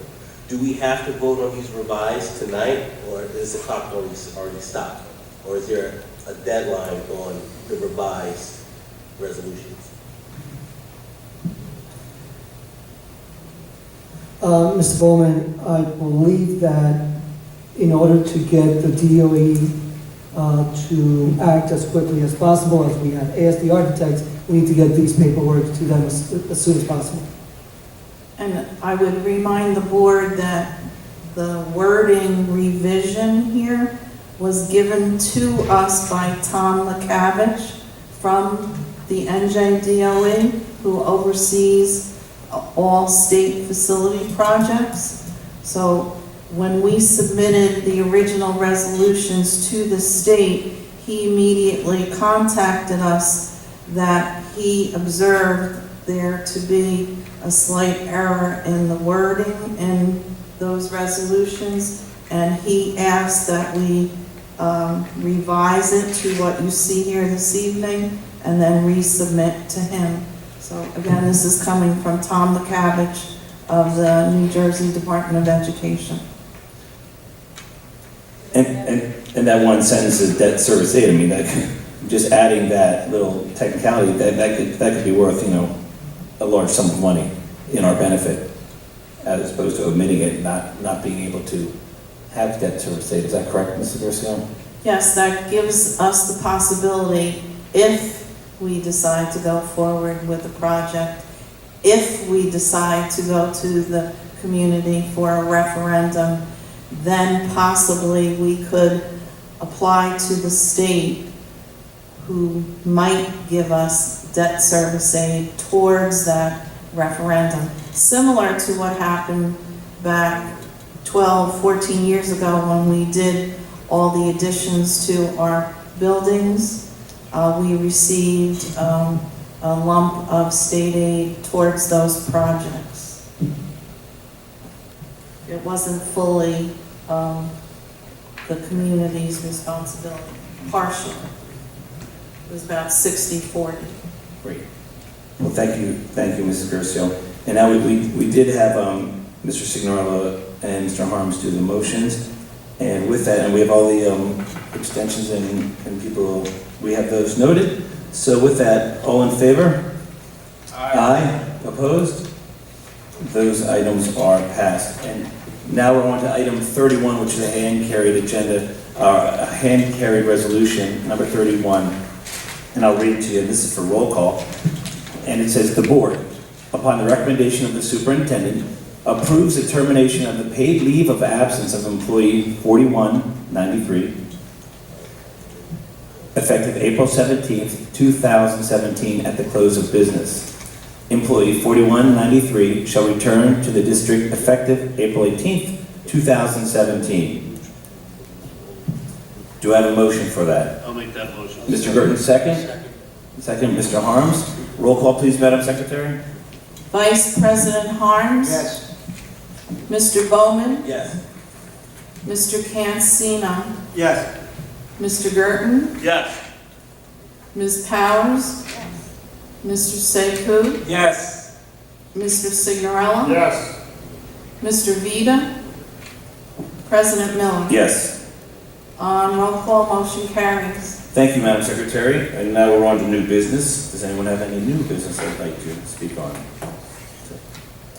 Mr. President, as you know, we have a snow day that we did not use. It needs to be, as per contract and board policy, it needs to be taken into consideration, and the day needs to be given back. It's my recommendation, the month of June is completely full with activities. End of the activities, the month of May continues to be a testing month. And it seems to be the Friday or the Tuesday Memorial Day weekend that, looking at the calendar this morning, seem to be completely without any activities that are planned already for the district. It's up to the board. I know that we're in early April, anything can happen for the next couple of weeks, but we can certainly vote on it on the April 25th for revision of the calendar, but just to give some thought and something for the board to think about. What have we done in the past? We've done it on Friday and then Monday, or Friday and Tuesday? It's been a Friday, last year was a Friday, but it's, again, it's to the board, Friday or Tuesday. So I'll reiterate, if I may, Mr. President. Sure. When we look at Memorial Day is on Monday, and, you know, having that Tuesday would make only one disruptive week. I think when you're talking about classroom time, the continuity in the classroom, I'll always err on the side of minimizing it, the amount of impact. So, you know, if I was to be asked today to what my preference would be, it would be for that Tuesday. This way there's only 1 week of instruction impacted, not 2 weeks. Great.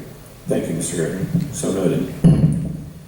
And one last thing I'd like to say to the board, it is April, and it is time is coming up for the superintendent evaluation and our board evaluation as well. And what that means is, especially to our new board members, is that you'll be, Mr. Garrido will be getting a form, and he will be completing it on how he feels he did as far as progress towards our board goals that we set last year. And then also there are some other benchmarks that he'll be commenting on and assessing himself. And then once he releases that, that'll be sent to you via email, and then you will get to put in, you'll have your input as well as towards his evaluation. So that's coming up in a week or so, and I'll be sending that out to you. As soon as once Mr. Greeter completes it, then you'll get an email alert, then you can respond to that as well.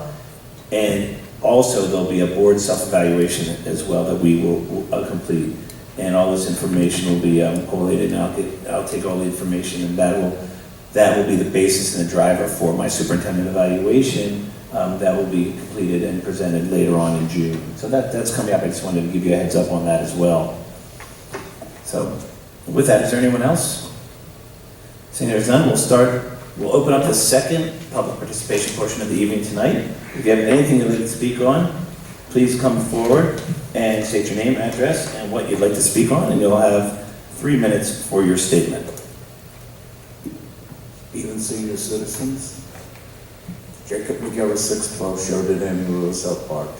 I'd like to take this time to thank the board, Mr. Harms, Mr. Gershon. This was a lively part of the meeting, the first one I've seen in years. and I thank you folks for it. It's our money and your money too. For the roof, is there a warranty, and for how many years, and is it guaranteed for that time? Is it insured in the event that the company goes out of business? Will we be able to sue or whatever to recoup this money? All of those items are addressed in the bid specifications for the project. Exactly word for word what it says, I will have to check into that and get you that precise information. But yes, all of that was put into the specifications for the contract, that whoever received the bid had to give us a certain warranty for a certain number of years and insure us against anything happening similar to what you just questioned. That if they will go out of business Yes, 5 years before the warranty. and yes, we- that's all addressed in the bid specification. Is there any nepotism in the Rosa Park school system? We have a nepotism policy, and obviously we follow that. Yes, You do have? we do have a nepotism policy, yes. Do we have any nepotism in the school? Yes. In some cases, it's grandfathered before the policy came into effect. Right, and that was also changed in the law. And there was a gas leak at the high school? Yes. What was it? Actually, it was not inside the high school. It was near the high school in the back. It was yesterday afternoon, late afternoon. The building was evacuated. The gas company, Elizabethtown, worked throughout the night. We had a delayed opening for the safety of students.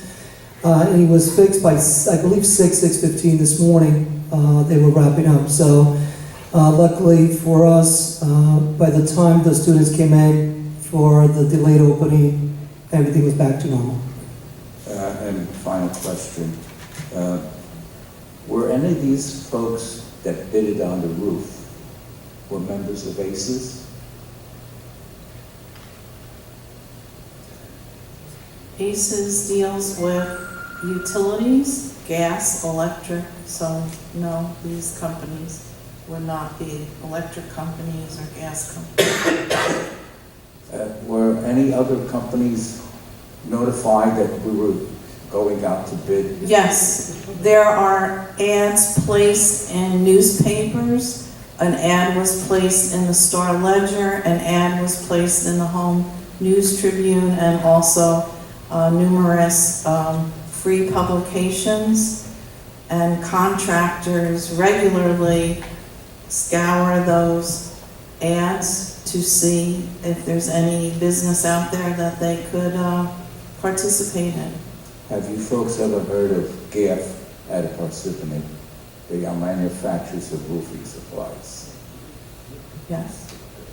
Heard of them, yes? Thank you. Thank you, Mr. Jarrett.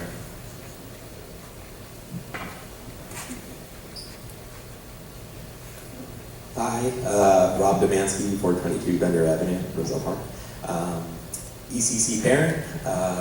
Upon hearing the news from Superintendent Garrido last week, what was happening with the ECC, the revised plan, and again tonight, my wife and I were just talking, and it dawned on us we're very happy with the plan. We're thrilled. We think it's so much better than what the modular units would have been. So my wife and I were talking, and we figured probably we're guessing the only time people come here and want to speak in this public portion is to complain about something. So instead, I'm here tonight purely for the reason to sincerely say thank you. Everyone who worked on this, really, we think you did a terrific job, and you're really going to make a difference in some of these kids' lives. We really do think it's going to have a major impact, we believe so. So again, thank you, and thank you for all your hard work. Thank you. Thank you, for your Mr. kind Demansky. words. And yeah, and a lot of that is due to Mr. Garrido. We were in a facilities meeting and just hashing over a lot of things, and Mr. Garrido, effectively met with the administrators and to go over the logistics of this possibility, and with Ms. Gercio as well. And I just want to thank Mrs. Gercio and Mr. Garrido for really being proactive and visionary on this to make it happen and to go forward and to get the children, a great place to learn and to get them acclimated, because those are probably going to be the schools. They're going to be the schools they're going to. And so thank you, Mr. Garrido and Mrs. Gercio, and Mr. Kaminsky. Thank you for your comments.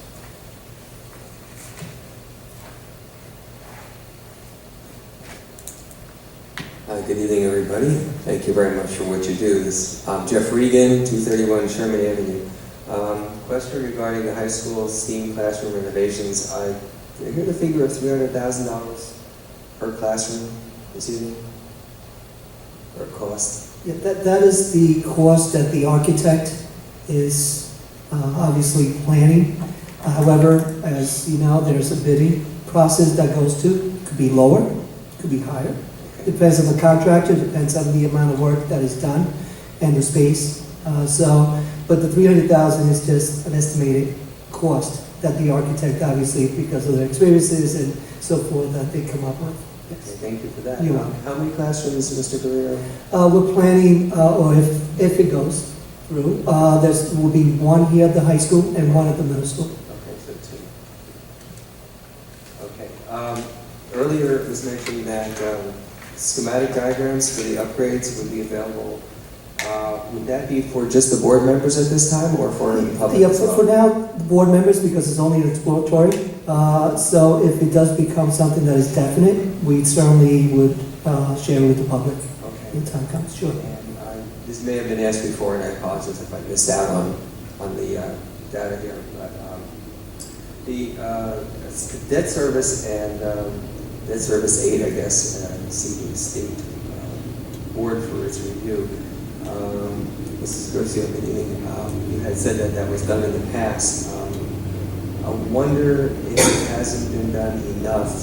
Has anybody recently, any other towns in the area or in New Jersey that you know of, or anyone that knows of, that have used this debt service aid recently?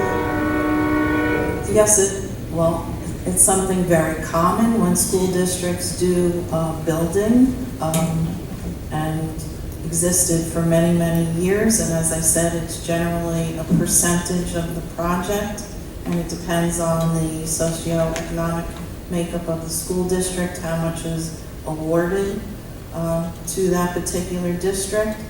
We're all well aware of the world of politics in the state of New Jersey the last several years.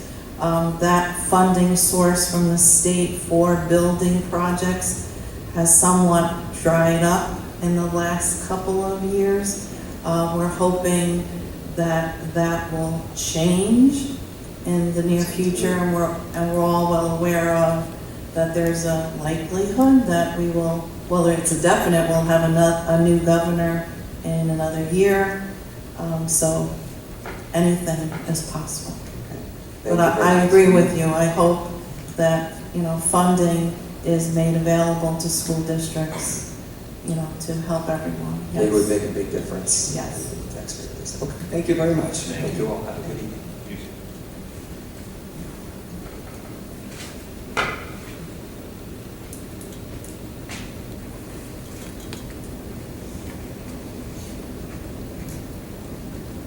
Hi, Matthew Lundgren, 245 McGee Avenue.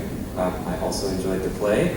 I really enjoyed that I live in a town where the school activities are community activities, and everybody wants to go, and it sells out, and it's a big event, not just for the families of the children in the play, but the whole community. It's really, really wonderful. There is a meeting coming up on Thursday to discuss a potential pilot between Meridia and the town. I'm going to point that out for everybody.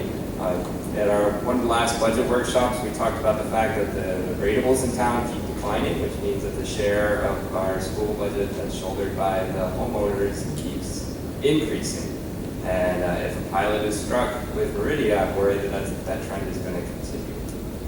I think that the board and the public should advocate on behalf of the homeowners and make sure that any children in the Meridian complex are educated just like all the other children in Roosevelt Park, but that's paid for. Thank you. Mr. Langang, I just have a quick question about that. Where is it going to be held at and what time? That's a good question. 6 o'clock at Borough Hall on Thursday. Thank I you. will attend. Good, thank you. Thank you, Mr. Lange.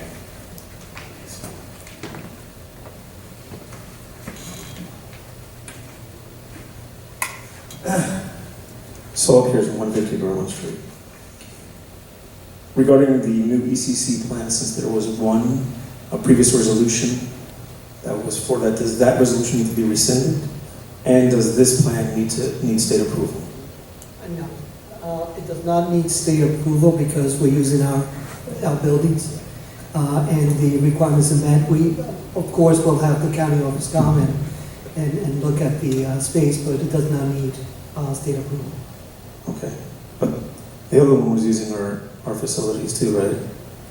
Except that we were renting, is it the fact that we were renting trailers that required that? Right, Okay. that you needed, Got it. yes, because there were Got it. temporary classrooms. Right, Modular units. modular units. My Learning mother-in-law cottages. lives in a double. Learning cottages. Tomato. So there's no letter groupings anymore, no DEFs? For the, I'm sorry, you're talking about the school performance reports. District factor, no, They're gone. that's taken out of the school performance report. Wow. So, All right. So the Envision will take effect 17-18? yes. And that was lease purchase for? Lease purchase for, yes. What is the cost for it annually? I believe it's almost 100. What was the total cost No, of annually for this program. the proposed lease purchase in Envision. 17-18? No, Envision. That, the textbook adoption lease purchase is part of an entire package. It's not its own lease purchase. Let me start over and try to make that a little bit clearer. In the 17-18 school budget, we are proposing a lease purchase which will obtain $400,000 total for the school district to spend on textbooks, computers, I was just technology asking for equipment. Envision. I was just asking for the Envision program. And Envision is one of the items then in that So- lease purchase. So what cost is that? I believe it was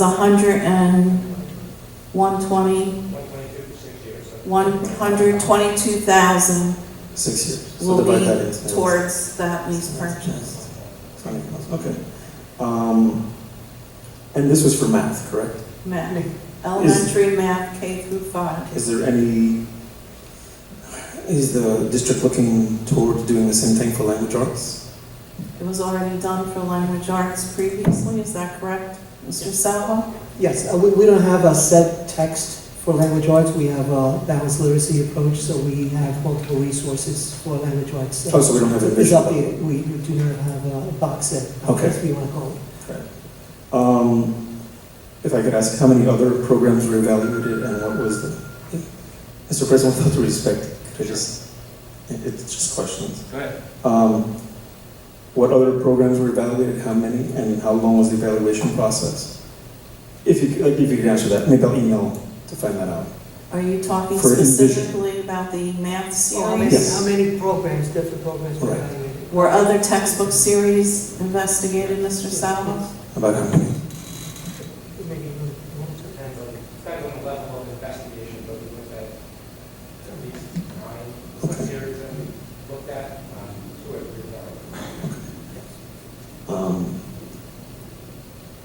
Regarding the awarding of the bid, does the district do change orders? So it's right now budgeted or awarded for 530. Suppose at some point it says something came up and it's now going to be 550. Is there a change order resolution in the district? If we decided we wanted to change something, yes, there is a process for change orders, and that would occur with the assistance of our architect who was, assisting us with project. Right, could that be a resolution, like the municipality has change order resolutions, so the public knows that there's. Yes, if that should happen, that would be made available or, you know, announced to the public, yes. Not as a resolution, though? Yes, that's a resolution. Thank you. Are board members given the bid packets and the winning bidders packet? Because there were a lot of questions from board members, and I don't know if they've actually read the bid packet, or just public information, or the winning bidder. They were sent? Yes. And last question, Mr. Pearson, thank you. Is the architect French and Perillo, and did that architectural? No. DiCara Urbino. And just a question as a point of protocol, Mr. Rivita gave notice. Yes. Thank you very much.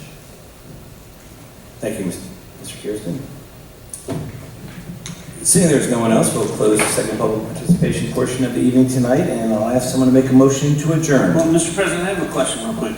Yes, Mr. Kirsten. And I apologize, I may have missed it in the email, but did we receive the bid packet for everybody or just the winning bid?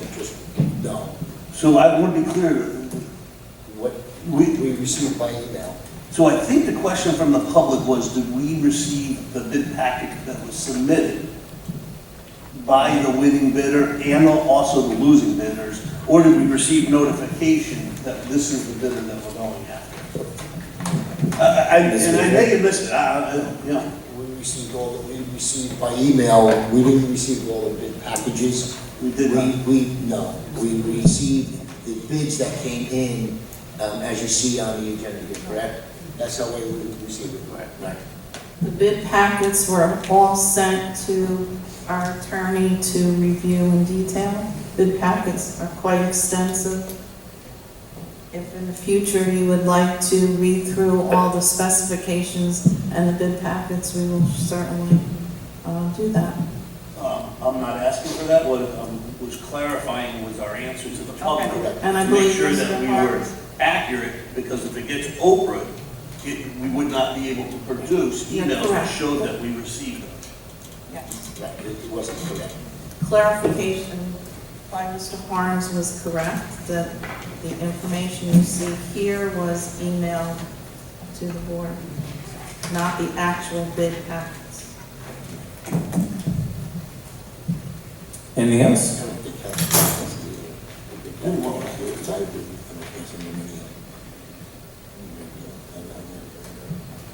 Seeing there's nothing else, I'd like someone to make a motion to adjourn. I make that motion. Mr. Sanjada, Mr. Sekou, pardon me, and second, Mr. Signorello. All in favor? Aye. Opposed? We will see you, we are adjourned, we'll see you at the next meeting right here, April 25th at 7 p.m. Thank you, Mr.